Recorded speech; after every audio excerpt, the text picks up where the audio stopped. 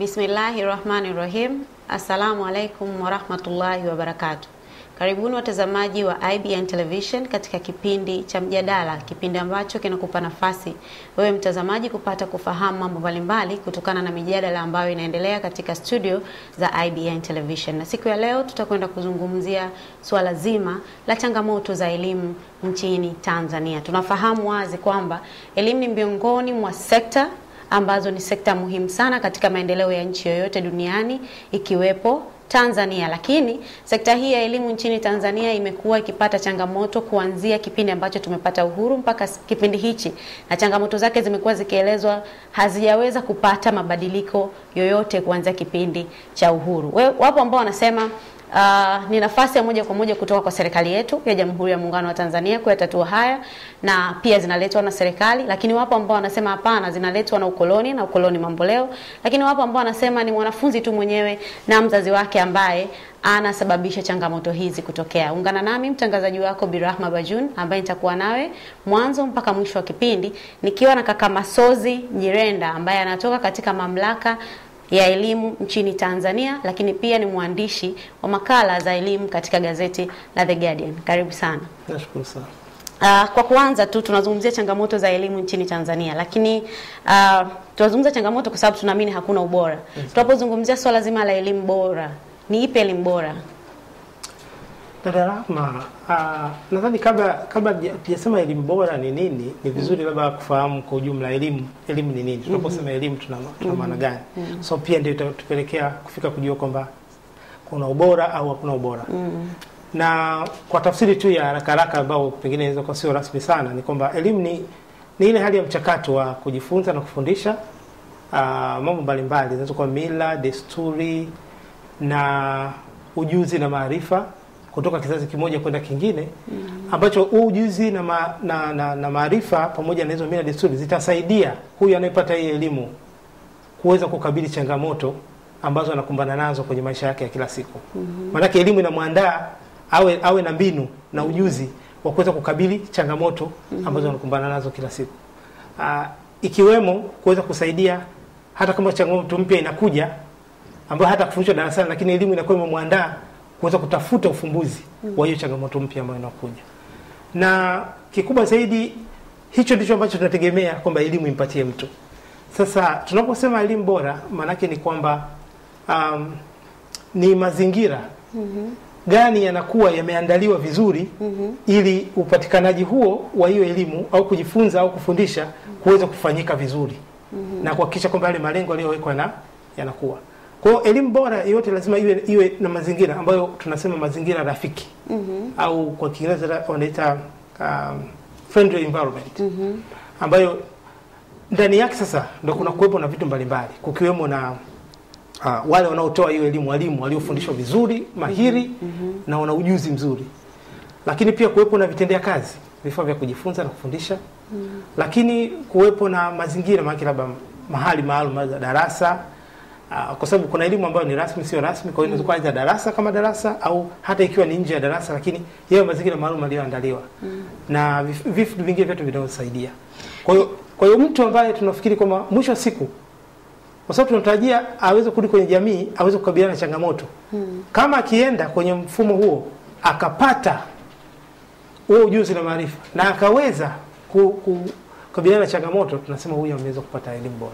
Sasa kuna kama tunaangalia tu elimu bora kwa maana ya mazingira ambayo mtu anakuwa amejengewa, ni swala lipi baada sasa mazingira? Kwa sababu kuna mtu anaweza kama amepata elimu lakini haina manufaa kwenye jamii yake. Hiyo pia tunaijumuisha kwenye swala zima la elimu bora. Kama mazingira ni mazuri, madarasa ni mazuri, walimu wanafundisha vizuri, lakini taaluma anayofundishwa labda kwa Tanzania haipo, hiyo pia tunazungumza kwamba ni elimu bora? Hiyo inakuwa mojawapo. Ni mojawapo.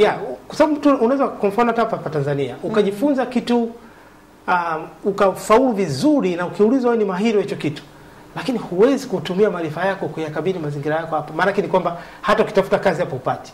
Hata ukiamua kujitengenezea kazi zako huwezi kuzipata. Kwa hiyo inakuwa haiendani na mazingira. Elimu lazima iendane na mazingira au changamoto zile au mambo ambayo pengine taifa au jamii imesema kwamba tunataka watu wawe na ujuzi fulani ili waweze kutusaidia katika maeneo fulani. Je, Tanzania tuna elimu bora kwa Tanzania? Swali la kusema Tanzania tuna elimu bora au hatuna, mimi naweza kuliweka kulingana na uzoefu wangu. Mimi nimekuwa mwalimu shule, ni mwalimu wa msingi, darasani na vitu kama hivyo. Kwa hiyo ninaweza kusema majibu haya yanategemea. Moja ni kwamba kuna maeneo ambayo katika hizo shule za serikali, maana mara nyingi changamoto nyingi zinakuwa kwenye hizo shule za umma. Kwa hizo shule za umma kuna shule ambazo angalau zina unafuu katika vifaa, walimu na ni hasa shule za mijini. Utakuta kuna shule ambayo ina walimu wazuri, wengine mpaka wana degree wako shule za msingi. Na vifaa vyote wanafundisha. Pale utakuta kwamba kila kitu kinaenda vizuri. Lakini kuna shule zile ambazo ziko pembezoni zinakosa hivyo vitu. Kwa hiyo utakuta kwamba hatuwezi kuchora mstari kwamba nchi nzima mambo hayaendi vizuri. Lakini bado tuko katika changamoto. Hatujafikia tunakotaka kwenda. Na nadhani zaidi sana ni kusema kwamba hatujafika kwenye kutoa elimu bora Tanzania. Bado hatujafika. Hasa kwenye shule za umma. Hasa kwenye shule za umma ambazo ni nyingi. Ni nyingi. Na nyingi ziko pembezoni. Na pembezoni. Na wengi kati ya naweza kusema asilimia karibu 90 au 80 wa Tanzania ndiko wanakokwenda, watoto wao wanakwenda katika shule hizo. Kwa mwisho wa siku tunajikuta asilimia kubwa wanaenda kwenye hizi shule ambazo mazingira yake kama tulivyozungumza na mambo mengine yote ambayo yanaipeleka kuwa elimu bora ni hayapatikani kwa walio wengi. Hasa hii sekta ya elimu hapa nchini Tanzania imekuwa na manunguniko na lawama kutoka kwa watu wengi, wakiwepo wanafunzi, jamii, asasi za kiraia na wadau wote wa elimu wakilalamikia kwamba imekuwa haifanyi vizuri kama hivyo ambavyo tunazungumza swala la elimu bora. Ni zipi changamoto ambazo zinikumba sekta ya elimu nchini Tanzania? Kwa mimi kulingana na uzoefu nilikuwa nao ni kwamba mimi nadhani kuna mambo mawili makubwa, yani yamebeba mengine makubwa mawili ndio yanayokabili sekta ya elimu. Changamoto kubwa. Changamoto ya kwanza ni ukosefu wa rasilimali za kutosha kwa ajili ya kuendeshea miradi ya elimu au ukuaji wa sekta ya elimu. Lakini ya pili ni tatizo kubwa ambalo nadhani linakumba sekta nyingi tu kwa Tanzania, kwamba utekelezaji, yani ile dhamira ya utekelezaji wa mipango, sera na mambo mengine, kuhakikisha kwamba mambo yanakwenda. Unaweza kukuta tuna mipango mizuri sana. Ukisoma dokumenti zile nyingi za mipango ya elimu na mipango mingine Tanzania nzuri sana, kiasi kwamba kuna baadhi ya nchi imewahi kutumia dokumenti zetu fulani, hasa kwa mfano za kilimo kwanza, wameenda kutekeleza wanakwenda vizuri. Lakini ukisoma dokumenti ziko vizuri, lakini utekelezaji, ile dhamira ya kusukuma kwamba mambo yaonekane, yale yaliyoandikwa kwenye makaratasi yaonekane yanafanyika, hiyo ndio imekuwa ni shida. Kwa hiyo hapo makubwa mawili ambayo hayo yanakuja kuzaa sale matatizo mengine. Kwa mfano ukosefu wa rasilimali za kutosha, maana yake ni kwamba bajeti inayowekwa kwa ajili ya elimu, hasa elimu tunasema basic education, elimu ya msingi, maana yake naweza kuchukulia elimu ya awali, shule za msingi na sekondari, ni finyu sana, kiasi kwamba inashindwa kuweza kukidhi yale mahitaji. Mahitaji ni makubwa kuliko ile rasilimali inayowekwa. Na inazaa pia kwamba mafunzo kwa walimu yanakuwa sio makini, kwamba mwalimu apikwe vizuri.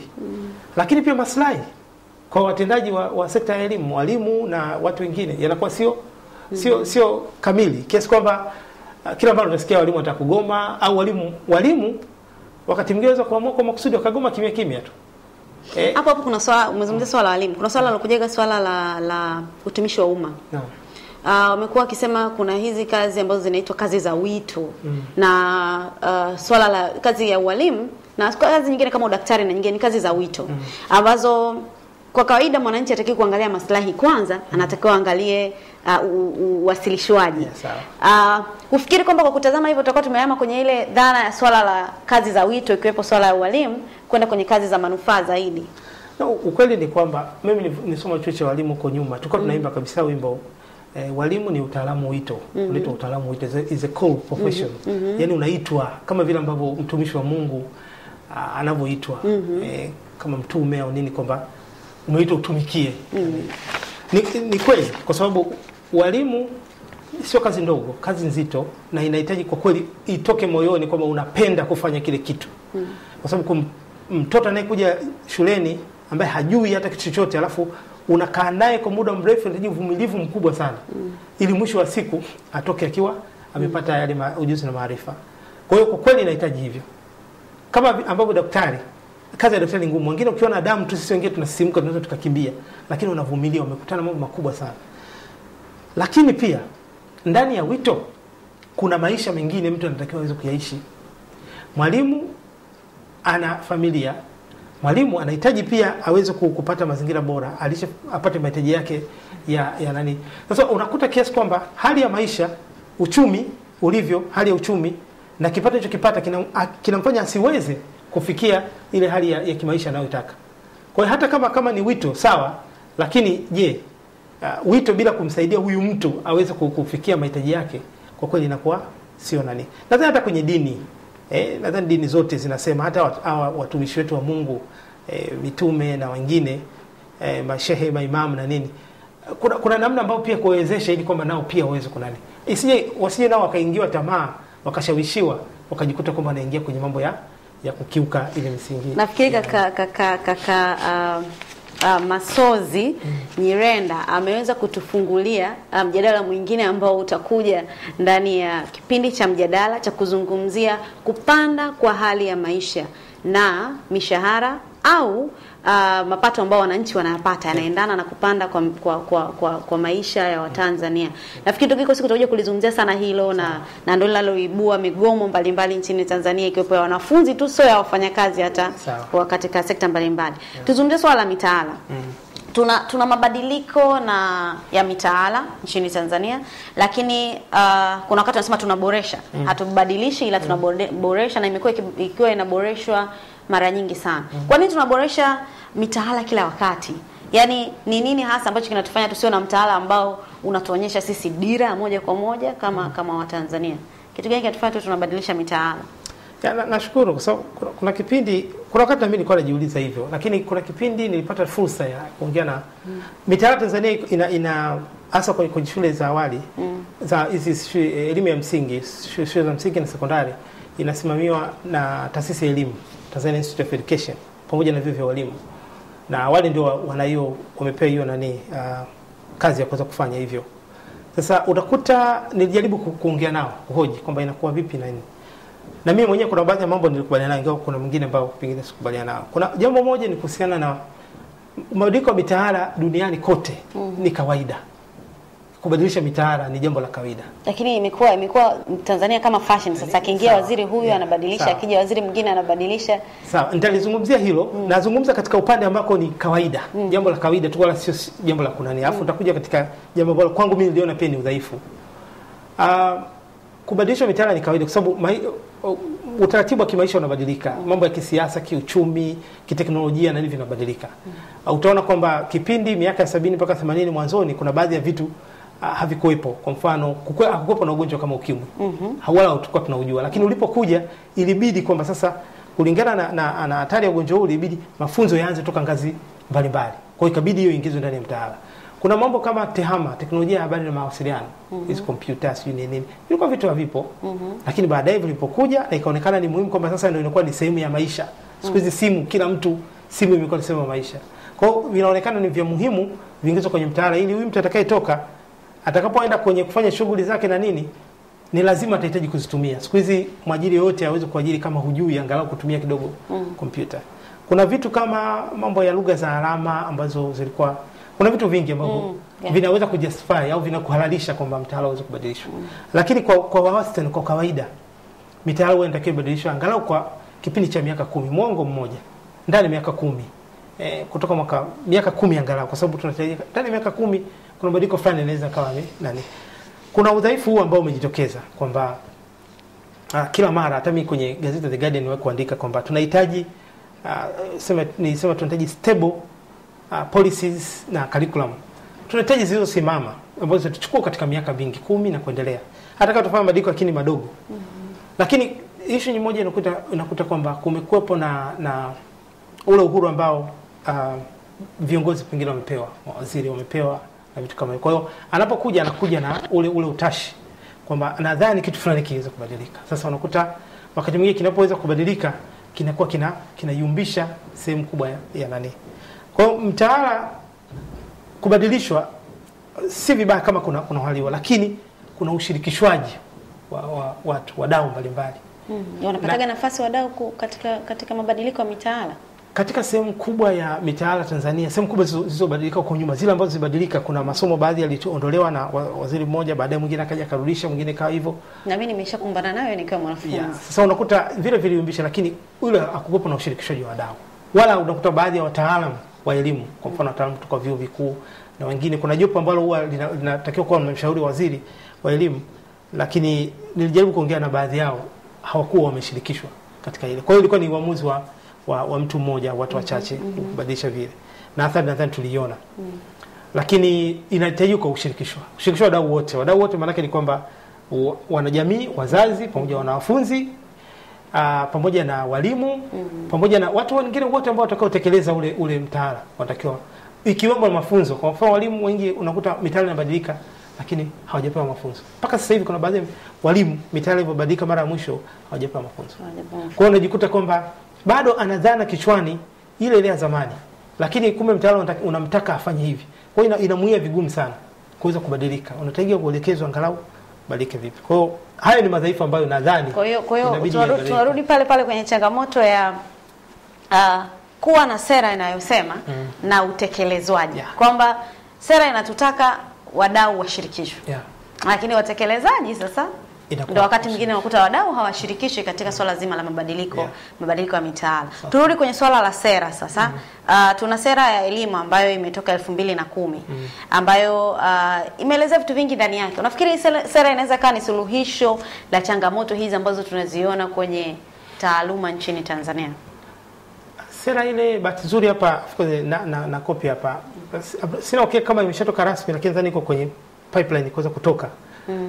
Kwangu mimi naweza kuchukulia kwa mambo mawili. Moja ni kwamba sidhani kwamba sera kama document kama karatasi inaweza ikafanya solution.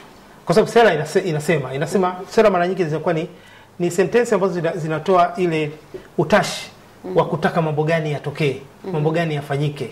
Lakini unaweza kuandika utashi ambao unaona kabisa Tanzania hautekelezeki. Nimejaribu kusoma, kuna sehemu kubwa zinatekelezeka. Zinaweza zikatelezeka. Ndio nazungumzia, na sasa narudi pale kwenye dhamira. Unajua kuna dhamira na uthubutu. Kwamba kuna mambo mengi kwenye sera ukiyasoma yanaweza kutekelezeka. Lakini inatakiwa dhamira na uthubutu, kwamba mtu nimeamua kwamba ninataka kitu fulani kifanyike na nikahakikisha kwa nguvu yote na sukuma mambo yafanyike. Nyuma Tanzania hapa tunakumbuka kwamba nyuma, kwa mfano vijiji vya ujamaa Tanzania, kulikuwa kuna uthubutu. Watu walisema tunataka watu wakamie vijijini, watu wakahamia, iliwezekana. Kuna mambo mengi tu yakitakiwa kufanyika, hata katika kipindi chetu sasa hivi yanafanyika. Jambo fulani linatakiwa kufanyika, linafanyika. Tunaelewa linafanyika. Linasukuma mpaka linafanyika. Kwa hiyo tunatakiwa kuwa na ile hali ya kusema uthubutu, tunasukuma. Kuna watu watalalamika katika mabadiliko fulani hivi ili kusukuma kwenda kwenye maendeleo, kuna watu watasuguliwa hapa. Lakini mwisho wa siku watu wakiona mambo mazuri mbele yao, nadhani watakuja kufurahia kwamba kwa kweli hii jambo linatupeka mbele. Lakini kwa namna nyingine, kama nilivyosema, utekelezaji ili sera iweze kufanikiwa, tunahitaji rasilimali watu, yani watu ambao wanaujua, yani professions, watu waliokuwa wamefundishwa vizuri, wamepewa mafunzo, wana ujuzi, wanaweza wakatekeleza. Maana kama walimu wafundishwe vizuri, kama wasimamizi wa elimu, wa maafisa elimu na wengine wanaotunga vitabu, wawe watu mahiri ambao, ili kwamba, kwa sababu sera kutekelezwa ina vitu vingi vilivyoungana. Hapo kuna wasomi Tanzania ambao wanaanza kupata shahada ya kwanza, wengine wanapata ya pili, ya tatu na ya tatu nafikiri, na wengine wanakuwa maprofesa ambao kwa asilimia kubwa, kwa mfano madaktari, kwa maana ya wale ambao wana shahada tatu na maprofesa wengi sana wamesomeshwa na serikali. Lakini wanarudishaje kile walichokipata kwa jamii? Imekuwa ni changamoto hapa katikati. Kwa kama tunazungumzia swala pia la hao walimu kwenda kuhakikisha kwamba elimu iliyopatikana na nini, kupata hao rasilimali watu. Tanzania tuna rasilimali watu ambao hazifanyi kazi kwa asilimia kubwa. Nakubaliana na wewe pia, kwa sababu kwa namna moja. Kwa mfano, kuna rasilimali ya watu ambao wengine wazuri sana, lakini wameingia kwenye siasa. Yaani kama mimi ndio ningekuwa ni mtendaji au ningekuwa naelekeza kutunga mambo ya nchi, nisingeruhusu wale wa mahiri kuingia kwenye siasa. Kwani ina maana mtu akiingia kwenye siasa anaacha taaluma yake? Wengi wameshindwa kurudi kwenye taaluma. Naomba labda nisitaje majina. Kuna profesa mmoja ambaye ni bingwa wa mifupa Tanzania. Sio Tanzania, nadhani dunia nzima alikuwa anasifika sana. Alikuwa Muhimbili hapo. Kila ameingia kwenye siasa kwa muda wake kufanya profession. Ilikuwa ni kwamba yani anasifika kama mfupa hata ulikuwa umevunjika kiasi gani, angeweza kuunga. Na mtu anapona. Lakini alipoingia kwenye siasa muda wake wa kufanya yale mambo yalikuwa vigumu. Kuna wengine watu mahiri sana kwenye uchumi, walipoingia kwenye siasa kutekeleza au kufundisha. Kwa mfano mtu kama huyu ambaye ni mjuzi sana, angekuwa anafundisha chuo, ina maana anafundisha watu karibu 200-300. Akifundisha vizuri atatoa watu ambao wana ujuzi mkubwa 300 ambao wanakwenda kutekeleza uchumi. Ukikaa kwenye siasa inakuwa vigumu sana. Ndugu mtazamaji wa IBN Television na kipindi cha mjadala, kama ndo kwanza kabisa unajiunga nasi, leo tunazungumzia swala zima la changamoto za elimu nchini Tanzania. Hapa tunajaribu tu kuona nafasi ya serikali ya wewe mwananchi wa kawaida ambaye unatutazama katika kuleta maendeleo na mabadiliko katika masuala mbalimbali yanayoikumba jamii, likiwepo swala la elimu. Na kama hawa tumejaribu tukugusa wale ambao wanakimbilia kwenye siasa, halafu wanasahau kwamba kuna wajibu mwingine na walishawahi kusomeshwa kuwa madaktari, kuja kututibu, kuwa mwanauchumi, kubadilisha uchumi wa nchi, lakini si kwenda tu kutengeneza sera au kutengeneza sera za nchi au kutengeneza katiba ya nchi au kutusemea, lakini pia kuhakikisha wanafanya utekelezaji katika vile ambavyo wanavisomea. Nitagusa kidogo tu kwenye sera alafu tutaenda kwenye kitu kingine. Nimejaribu kuipitia hii sera ya elimu kama ulivyosema, inawezekana ikatekelezeka. Kuna vitu vile ambavyo najaribu natamani uvizungumzie kidogo. Swala la TEHAMA kama ambavyo ulivyoitaja awali, teknolojia ya habari na mawasiliano, ambao tunaizungumza sana sasa hivi na watu wengi wamekuwa sana wakihutubia. Lakini changamoto ya sera hii ya TEHAMA kama tulivyosema, shule nyingi ziko pembezoni huko. Na bado tuna shule ambazo hazina madawati, wanafunzi wanakaa chini, hazina mbao za walimu kufundishia. Tunazungumziaje kuongeza TEHAMA kati hatuna viti? Kwa nini tusingejikita katika hizi tunasema ni rasilimali kwa maana ya vile vitu ambavyo wanafunzi wanastahili kuvipata kati anafundishwa. Tuhakikishe kwanza kila mwanafunzi ana darasa, kila mwanafunzi amekaa kwenye dawati, alafu ndo tuhamie kwenye TEHAMA. Kwa nini huwa tunakimbilia kitu wakati bado tuna changamoto nyingine? Lakini la pili, nimejaribu kuangalia muundo wa elimu sasa hivi. Unasema 1 6 4 2 3. Ina maana elimu ya awali mwanafunzi anaipata kwa mwaka mmoja. Alafu elimu ya msingi imeshushwa baada kutoka miaka miwili ya awali kuwa mwaka mmoja. Lakini vile vile kwenye elimu ya shule ya msingi kutoka miaka 7 kuwa miaka 6. Huko kwingine kote kumekaa sawa. Unafikiri tunaweza kutekeleza hili swala la miaka kupungua kutoka mwaka mmoja kwa miaka 6, 4, 2, 3? Ina maana mtoto akifikisha miaka 20, 19, 21 amemaliza chuo. Je, anaweza kwenda kukabiliana na swala zima la ajira kwenye jamii huko? Okay, labda nianze kuhusiana na TEHAMA. Sawa, tunaposema sera, policy. Sera inaongea vitu vingi sana. Inaongea mambo mengi ikiwemo TEHAMA. Kwa ni kimoja tu na mambo mengine mengi ambayo yanatakiwa tekelezwe kwa kipindi kirefu zaidi. Lakini msukumo umekuja kwenye TEHAMA kwa sababu ya hali halisi ilivyo. Ni kwamba dunia sasa hivi kila kitu kimekuwa kimeunganishwa kwenye TEHAMA. Ni kwamba sasa ni hivyo kwamba masuala yetu yote, maisha yetu yote yamezungukwa, yamefungwa kwenye TEHAMA. Ni kweli kabisa kwamba shule ambazo ziko pembezoni zina shida, zina uhaba kwa sababu ili TEHAMA ifanye kazi, hasa vifaa vya TEHAMA mbalimbali na ajifunze, lazima kuwepo na umeme labda au nguvu yote nyingine labda ya umeme wa jua au umeme wa namna nyingine labda generator kama hicho. Kitu ambacho kwa shule za msingi sekondari nyingi inakuwa sio rahisi. Lakini kwa sababu sera inaangalia kwa upana wake nchi nzima. Kwa maana yake ni kwamba wale kwa sasa hivi ambao wanaweza kufaidika, ndio maana utakuta katika utekelezaji sasa, ufundishaji pamoja na utoaji mitihani, utakuta wanasema wale ambao wamefundishwa wameweza kutekeleza ndio wafanye mitihani hiyo, wale ambao hawajaweza wasiwezi. Kwa kule ambako hawakuweza, wale ambao mwalimu anapoweza vile vidogo TEHAMA zinazoweza kupatikana, basi wafundishe. Kwa mfano simu za mkononi na nini zingine zinaweza kupatikana, radio ni TEHAMA pia ambazo zinaweza kupatikana, wakafundishwa kwa hicho kidogo. Lakini maana yake ni kwamba tunatarajia kwamba baadaye labda huko nako kunaweza kuwa na maendeleo, mambo yakaenda. Ingawa mimi na hakika kabisa kama tungeweza kuamua kutumia vizuri rasilimali zetu, mambo hayo yangeweza kufanyika. Sasa kwa mfano, mimi naamini kabisa wanafunzi zaidi ya 70% hawawezi kufikiwa na hii TEHAMA. Kwa maana kuzungumzia kwa wingi wa wanafunzi. Kuna haja kukimbilia kuweka sera ambayo itawafikia wachache, ambao hao tunaosema wachache si kwa maana kwamba tumeenda ndani kabisa kutazama ni wangapi, lakini tunawazungumzia wa mjini, ambao hao pia wa mjini wana changamoto hizi ambazo tunazizungumza, pia wale wa pembezoni ambao wanaweza kupungua hata kwenye hizo asilimia chache ambazo tunazizungumza. Dalama, mimi nakubaliana na wewe. Yaani wasikukatalii, nakubaliana na wewe kabisa kwamba kuna changamoto zipo ambazo zingine hata ungeacha TEHAMA kuna vingine vingekuepo. Angalau mambo yangekwenda hivi, vingine mtu anakuja kujifunza taratibu. Lakini nazungumzia kuhusu sera itatumika hata miaka 20 ijayo, hata miaka 20 30 ijayo. Kwa hiyo tunaangalia mbele zaidi, kwamba kwa sasa hivi mbele zaidi. Lakini ni ukweli kabisa kwamba tungeweza kuwekeza katika vitabu labda. Mimi binafsi kwa mfano ningesema kama ingekuwa inawezekana, kwa mfano shule za kata, awamu ya kwanza tulijenga shule wanafunzi wameingia. Awamu ya pili mimi ningesema sasa hivi tunanao vifaa vya kujifunza kufundishia. Vitabu na vifaa vya maabara kwa shule sekondari. Zote tukawekeza hela kubwa kama tulivyoweka msukumo ule wa mwanzo. Na vitu vingine kama madawati au nini. Na baadaye walimu. Mimi na uhakika tungeenda vizuri. Kwa sasa wakati mwingine utekelezaji unakuwa tofauti. Sasa hapo unakuta kwamba inategemea kiongozi yuko wapi na yeye ana utashi wa kusukuma mambo vipi. Katika hii 1643 nadhani ilizua mjadala mkubwa sana. Hata mimi mwenyewe niliweza kuandikia kwenye gazeti kuhusiana na issue. Na wasomi wengi kwa kweli waliona sio chani. Na pia hii imekuwa haikutokana na mjadala wa watu. Wadau hawakupata. Wadau hawakujadili kuhusiana na hii. Ilitoka tu kwamba waziri mhusika alizungumza labda si na watu wawili watatu. Alikuwa na justification zake, alikuwa na uhalali wake. Aliongea kwamba kwa nini iwe hivi. Lakini ilionekana kwa wadau wengi. Na sina uhakika kabisa kwa sababu sera haijatoka rasmi kwamba sera ile mpya haijatoka rasmi kuanza kutumika mtaani. Kwa hiyo ninatumaini kwamba labda wamesikia kile kilio na huenda labda itarudi kubaki kama ilivyokuwa jinsi ilivyokuwa.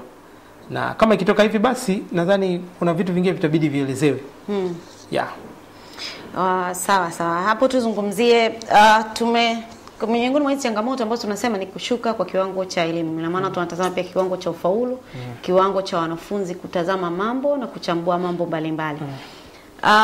Hapo kuna swala ambalo limekuwa likigusa swala la taaluma moja kwa moja. Kumekuwa sasa hivi kuna waandishi wa vitabu wengi mno. Na wengine wakifanya hadi vile vitabu vya maswali na majibu. Si vitabu vya mtaala, vya maswali na majibu.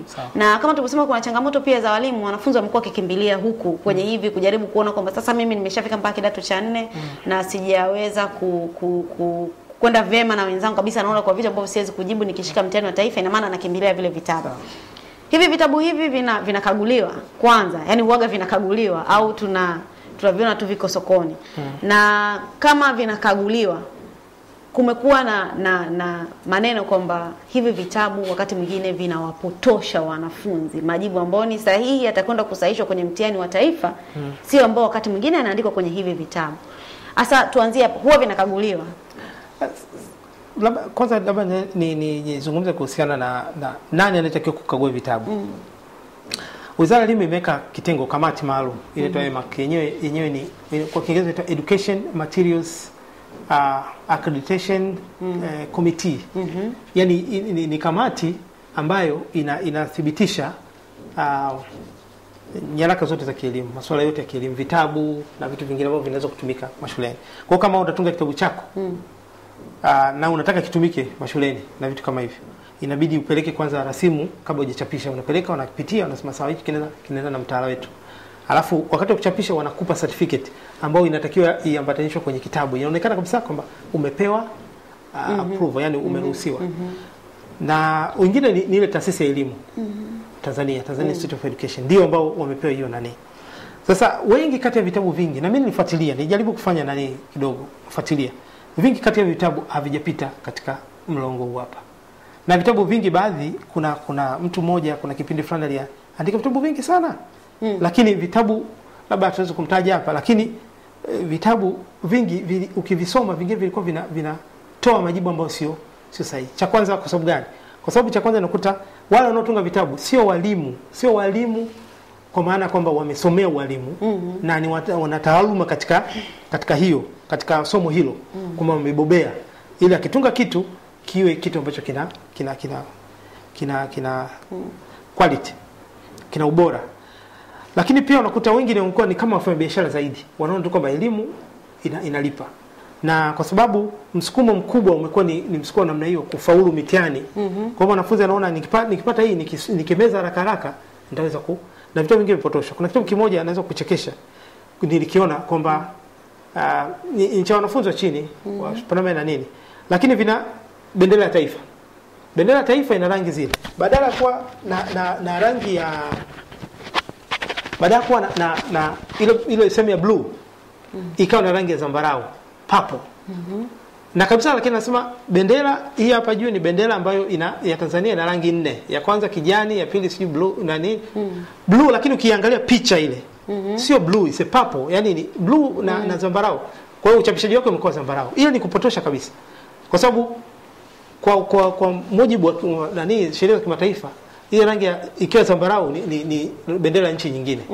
Kwa hiyo kuna mambo mengi utakuta hata takwimu, hata zile katika historia, zile tarehe na nini za baadhi ya matukio unakuta kwamba yamefanya nini? Yamepotoshwa. Kiasi kwamba mwanafunzi anaweza kusoma akapotoka. Tunaweza tukazitatua changamoto hizi ambazo zinaikumba elimu yetu ya Tanzania. Yaani kuna njia mbadala. Changamoto zipo. Kwa mfano sasa hivi tumezungumzia kuhusiana na watu kutunga vitabu tu. Changamoto iliyopo zinaweza zikatatulika. Moja wapo ni kwamba hivi nani ambaye ni mteja wa hivyo vitabu? Ni wanafunzi, sio? Mzazi ndo wa kwanza, kwa sababu mzazi ndo anampa mwanafunzi pesa ile kwamba kanunua. Wazazi wengine wanaenda kuwanunulia kabisa wanafunzi wao, watoto wao wanawapatia. Lakini nilishawahi kununua vitabu sikupewa pesa nyumbani. Lakini ningeko nataka mseme kati nasoma, nina kitabu kabisa nakiona kabisa kila kule na mimi sina, yani mwalimu wangu mimi alikuwa ananifundisha hilo somo. Nikastaki kumsema hapa na mimi asije akaja akaniscrew siku nyingine. Lakini nikaa nasema nakihitaji hichi kitabu. Lakini sasa kila nikimwambia mzazi ananiambia asubiri. Mwisho wa siku nikasema ngoja nitafute. Ni sawa, au unaweza kuazima kumwenzio. Lakini wadau wale, maana yake kwamba mzazi ni mdau. Lazima hakikishe kwamba kitu ambacho anampa mwanae kwa ajili ya kujitayarisha kwa ajili ya masomo au kulisha kichwa chake ni kitu ambacho kitamsaidia kupata maarifa yale.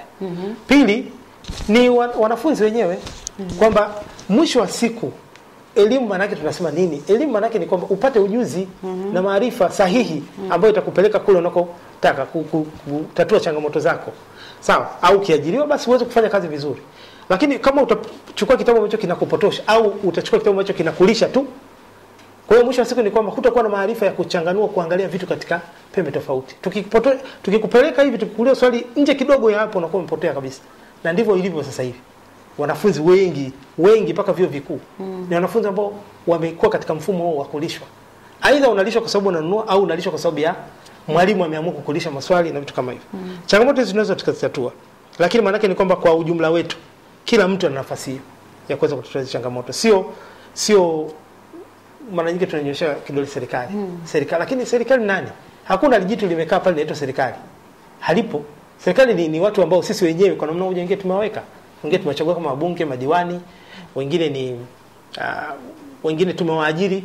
Mimi naona ni waajiri kwa sababu tunakatwa kodi, ndio analipwa mtu awe mkurugenzi au nini. Wote wale ni waajiri wetu. Kwa hiyo sisi pia tunatakiwa tuweze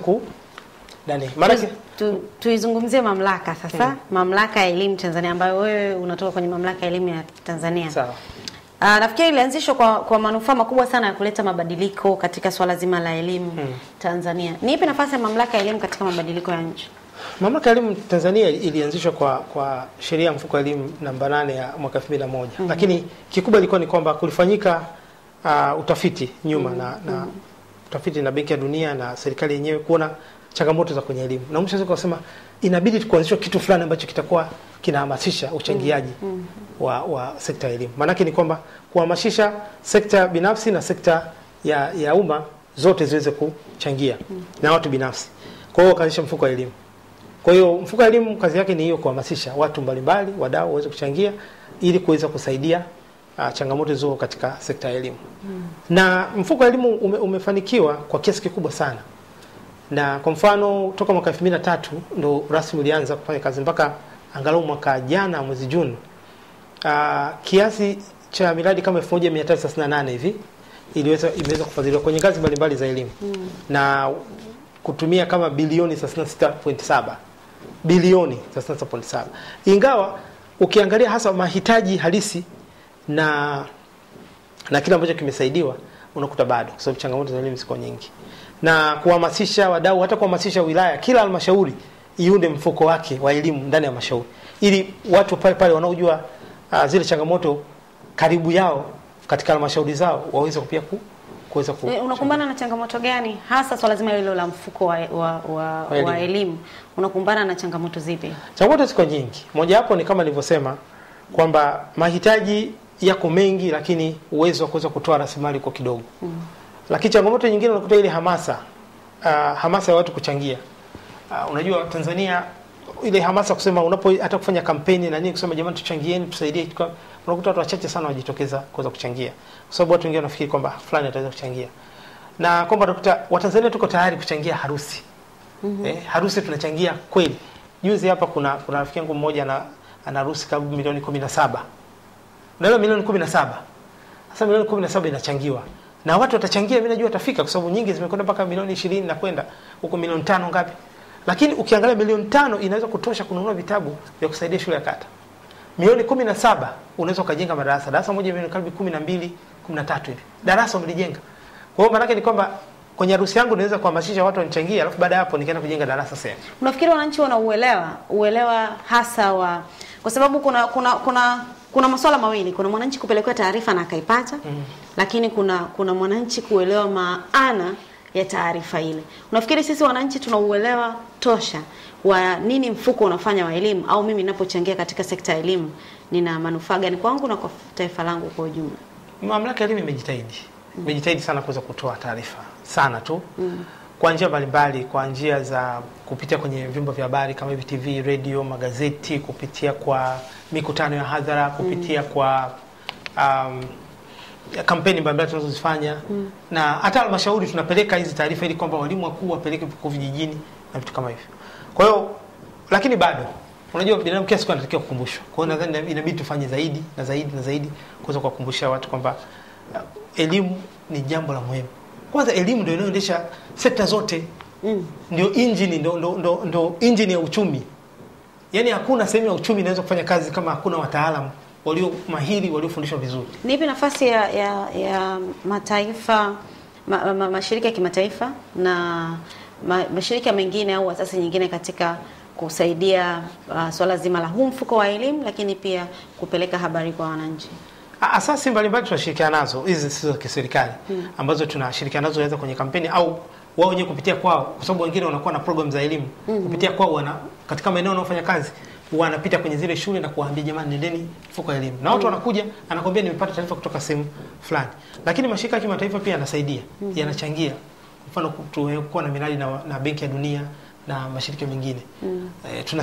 Tunasaidia, wanachangia, au kupitia Wizara ya Elimu kupitia moja kwa moja kwetu wanafanya hivyo, na tunasaidia na tunakwenda mbele. Okay, tumesikia kuhusiana na hilo. Lakini kuna walengwa haswa. Inawezekana taifa lote ni walengwa, lakini kuna ule mtu ambaye ni mwanafunzi, ambaye tukizungumza elimu tunamgusa mwanafunzi na mzazi wake ambaye anamsomesha yule mwanafunzi kuhakikisha amepata elimu. Unafikiri ni nafasi gani ambayo anatakiwa mzazi na mwanafunzi aitumikie kwa ajili ya kuhakikisha kwamba tunakabiliana na hizi changamoto? Nikwambie kitu kimoja. Wazazi wana nafasi kubwa sana ya moja kwa moja, na ni wadau. Mdau maana yake ni kwamba una haki ya kuhusika moja kwa moja. Unahusika moja kwa moja. Kwa hiyo maana yake ni kwamba unahusika kuhakikisha kwamba mwanao anapata elimu bora. Sawa? Kwa kufuatilia kwamba kweli anapata elimu bora, lakini pia wewe mwenyewe kuhamasika kuchangia. Cha kwanza ni kwamba, kwa mfano, mwalimu wa kwanza wa kumfundisha mtoto ni mzazi, ni familia na jamii ile ndio ya kwanza kumfundisha mtoto kuongea na nini na mambo mengine. Lakini mzazi hakikisha kwamba mtoto anaporudi nyumbani anaangalia nini anachofundishwa. Lakini issue nyingine ni kufuatilia kule shuleni mtoto kuna mambo gani ambayo yanafanyika kule.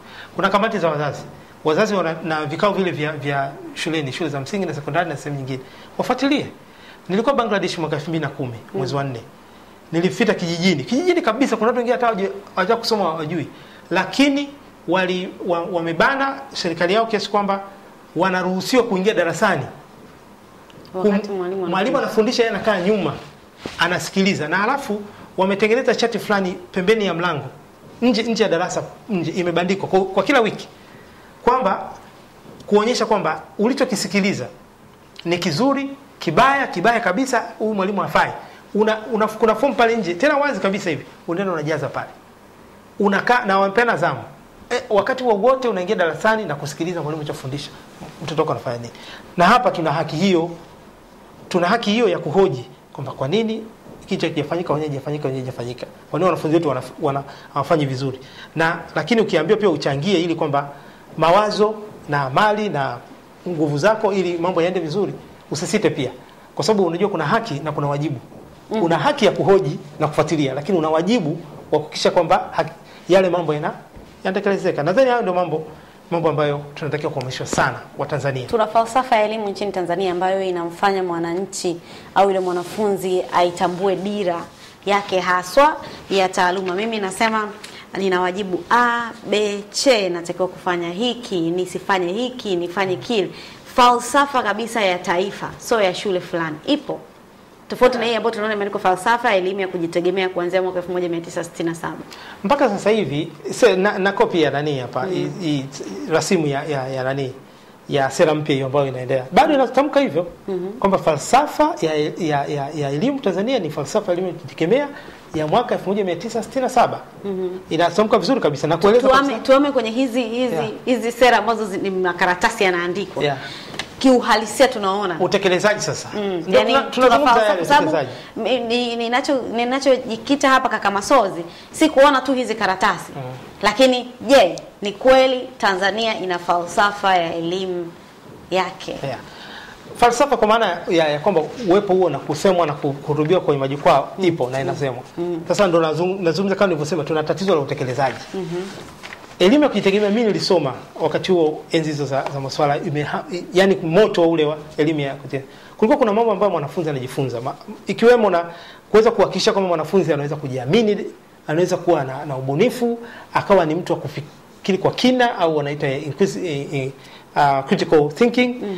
Na anaweza kuwa na ushindani na kuthamini usawa mtu mwingine na mwingine, lakini pia kuweza kufanya mambo ya maadili. Masuala kama ya kutokuchukua rushwa na vitu kama hivyo. Na ilikuwa inataka kumjenga mwanafunzi katika mambo yote.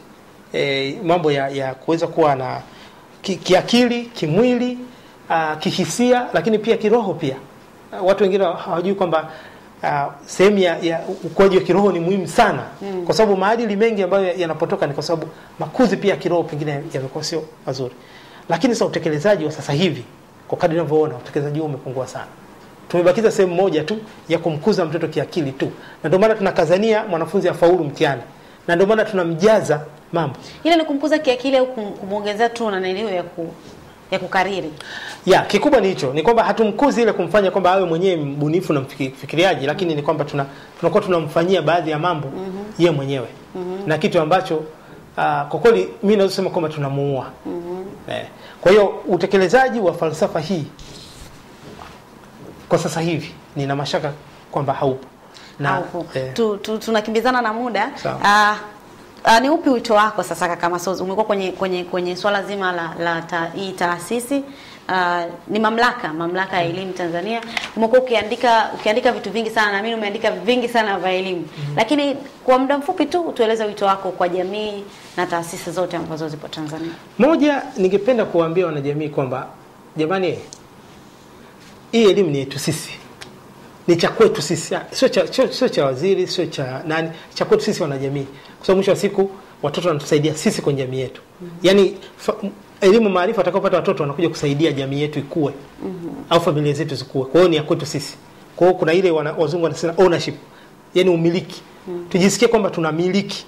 Kwa hiyo pale ulipo, kama ni kwenye shule ya msingi au nini, mtoto wako anasoma, jishirikisha. Kisha kwamba unajishirikisha, usisubiri kushirikishwa. Hakikisha kwamba unafuatilia haya mambo. Lakini cha pili, mimi nafikiri kuna haja ya kuwa na mjadala wa kitaifa, kujadili kuhusiana na swala letu la elimu linatupeleka wapi. Na kama ingewezekana, basi wananchi wajitokeze waongee kuhusiana kwamba masuala ya elimu yaingizwe kwenye katiba, iwe ni kwenye sheria mama, kwamba tunataka elimu yetu iwe hivi. Kama mambo mengine ya muhimu yameingizwa katika katiba, liwe kwenye katiba kabisa. So mimi naamini elimu ndio engine ya kusukuma uchumi na kufanya watu wawe ni watu ambao wanaweza wakawa wazalendo, wanaweza wakajenga nchi yao na vitu kama hivyo. Ni kushukuru sana kaka Masozi kwa wito ambao umepata. Nafikiri mtazamaji wa IBN Television umepata kusikia yale ambayo kaka Masozi Nyirenda ambaye anatoka katika mamlaka ya elimu nchini Tanzania ameyasema. Wito wake mkubwa ni wewe mwananchi ambaye unatutazama. Uwe una nyadhifa yoyote, hata kama ni wa nyumbani, hata kama uko serikalini, lakini una wajibu wa moja kwa moja kuhakikisha kwamba elimu yetu inakuwa, kwa kuwa madhara au faida za elimu zinakuja kwetu na wala hazitamgusa mtu mwingine. Nikushukuru wewe kwa kututazama kuanzia mwanzo mpaka mwisho wa kipindi cha mjadala. Leo tulikuwa tunazungumzia swala zima tu la elimu na changamoto zake nchini Tanzania. Na tumeweza kujadili yaliyo mengi. Ulikuwa nami Rahma Bajun na kwaheri.